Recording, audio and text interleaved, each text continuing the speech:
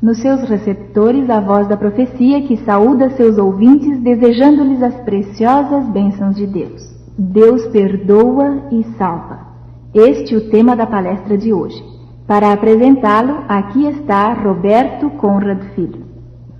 Vamos chamá-lo Antônio em nossa história de hoje. Era jovem, saudável, campeão de luta livre, inteligente. Morava em uma de nossas grandes cidades. Na turbulência da vida citadina, onde os valores morais muitas vezes são trocados por falsos valores e onde impera a lei da selva, Antônio foi influenciado pelas más companhias que o conduziram ao submundo do vício e do crime organizado. Começou a experimentar tóxicos e entorpecentes e logo aprendeu que para obtê-los necessitava dinheiro. Trabalho não tinha, pois no submundo não há empregados, há escravos.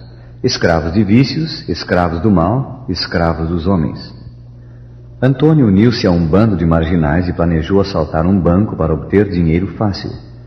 Todos os detalhes foram analisados com cuidado. O assalto foi ensaiado várias vezes com prudência e meticulosidade. Chegou enfim o dia marcado. O assalto foi realizado com êxito e o dinheiro dividido, transformando-se logo depois na erva maldita. Assim continuou sua vida. Dia após dia, uma sucessão de pequenos crimes, assaltos, o constante medo de ser aprisionado e cada vez mais mergulhado no pecado. A justiça tarda, mas não falha, diz a expressão popular. E um dia, numa luta com a polícia, Antônio foi baleado. Conseguiu escapar, mas ao tentar medicar-se, foi reconhecido e aprisionado. Na prisão foi duramente castigado. Era espancado de modo tão brutal, para confessar todos os seus crimes, que muitas vezes aguardava a morte. Numa ocasião em que foi severamente fustigado a cacetetes, ficou caído no chão da prisão como morto. Naquela circunstância terrível, pela primeira vez em sua vida pensou sobre Cristo ao ouvir o carcereiro dizer-lhe: "Isto ocorreu com você porque você não presta, nem Cristo poderia melhorá-lo." Antônio começou a pensar: quem é Cristo? Se Ele existe, será que me ama e me conhece? E se Ele existe, por que não me ajuda agora? Teve então um pensamento estranho e disse: se Cristo existe, que Ele me liberte dessa prisão até tal dia e tal hora. Neste meio tempo, Antônio foi julgado e condenado a quase 40 anos de prisão. Passaria como que o resto de sua vida numa cela. Mas, para surpresa sua, no dia estipulado, poucos minutos antes da hora marcada por ele, 3 advogados se apresentaram e lhe disseram que ele estava livre, em liberdade condicional. Antônio pensou: Cristo existe e me ama. Logo entrou em contato com alguns cristãos, estudou a Bíblia, foi transformado pelo poder de Cristo e nasceu para uma nova vida. Hoje Antônio é um fiel cristão, adventista do 7º dia, e tudo faz para contar a outros jovens o que Cristo fez por ele. Quando lhe perguntam: como se sente quanto ao seu passado? Ele logo responde: fui um grande pecador, mas hoje sou filho de Deus. Esta é uma história real, ocorrida em nossos dias. Conheço pessoalmente o Antônio e sei que é um cristão verdadeiro. Sua vida religiosa atual é uma revelação clara do que Deus pode fazer e fará por todos os pecadores que desejarem ser perdoados. O que é o perdão de Deus? Como é obtido? O que o pecador deve fazer para ser perdoado? A palavra perdão, como usada na Bíblia, é a tradução de 3 palavras hebraicas e 2 gregas usadas frequentemente para significar a ideia de se libertar alguém da culpa e das consequências de suas atitudes errôneas e restaurar essa pessoa ao perfeito relacionamento que existia antes da ofensa. Dentro do contexto geral da doutrina do perdão, encontramos a inexplicável graça de Deus justificando e reconciliando o pecador gratuitamente e restaurando-o ao relacionamento ideal de filho de Deus, como se jamais houvesse pecado. O perdão bíblico implica necessariamente em uma ofensa cometida contra aquele que oferece o perdão, na base do arrependimento do ofensor. Quem necessita do perdão divino? As Escrituras afirmam que todos nós pecamos contra Deus e que diante dele permanecemos condenados à morte. Há, porém, uma possibilidade de escapar da morte, é o divino perdão que é concedido na base do arrependimento. São Pedro assim se expressou no dia do Pentecostes: arrependei-vos para a remissão dos vossos pecados. Atos 2:38. No capítulo 3, 19, ele também afirmou: arrependei-vos, pois, e convertei-vos para que sejam cancelados os vossos pecados. Deus nos perdoa não porque seja obrigado a perdoar o pecador culpado, mas porque nos ama. O pecado merece a punição e o castigo, mas perdão é a manifestação da misericórdia e da graça de Deus. O salário do pecado é a morte, mas o perdão e a reconciliação são o dom gratuito de Deus, isto é, a vida eterna. Deus está sempre pronto a perdoar porque Ele é o Deus da graça e da misericórdia. Neemias, no Velho Testamento, chama-o de Deus perdoador, capítulo 9, 17.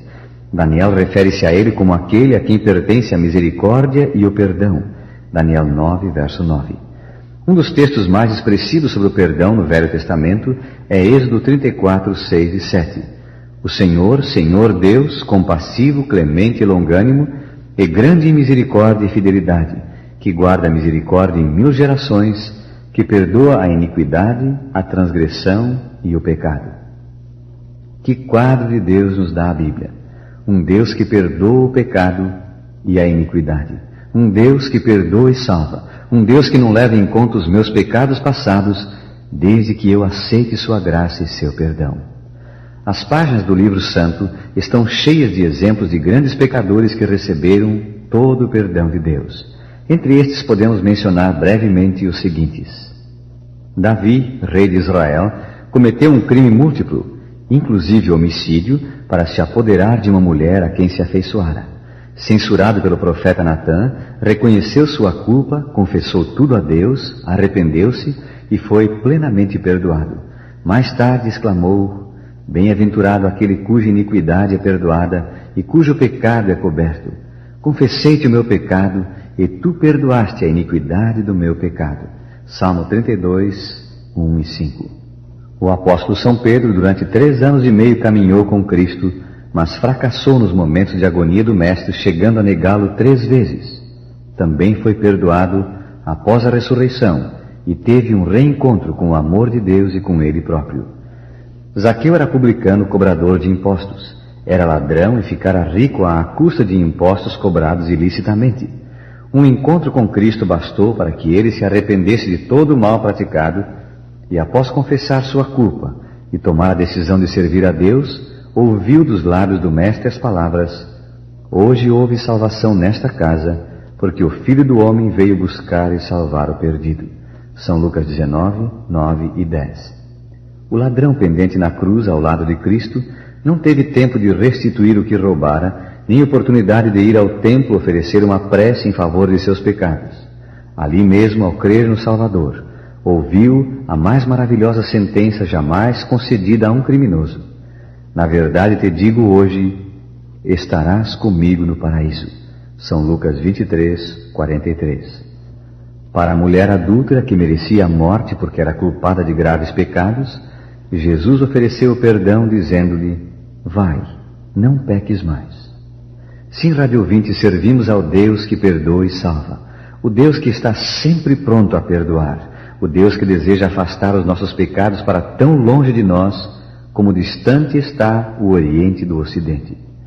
Mas Deus não somente perdoa e salva, Ele também esquece e para sempre os nossos pecados. Lemos em Jeremias 31, 34: perdoarei as suas iniquidades e dos seus pecados jamais me lembrarei. Ele também afirma: eu mesmo sou o que apago as tuas transgressões por amor de mim e dos teus pecados não me lembro. Isaías 43, 25. Deus perdoa e esquece. E para esquecer, o que fazer com os nossos pecados?